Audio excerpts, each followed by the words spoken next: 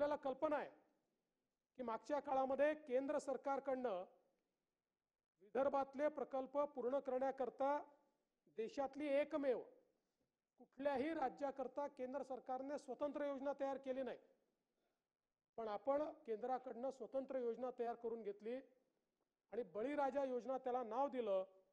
याच्या अंतर्गत जवळपास विदर्भ, मराठवाडा आणि पश्चिम महाराष्ट्रातले 110 प्रकल्प आपण हातामध्ये घेतले।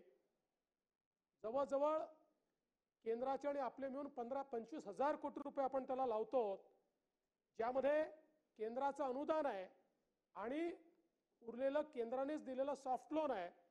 आणि यातनं जवळपास आता 59 प्रकल्प हे विदर्भातले 69 प्रकल्प आपण पूर्णत्वास आणलेले आहेत।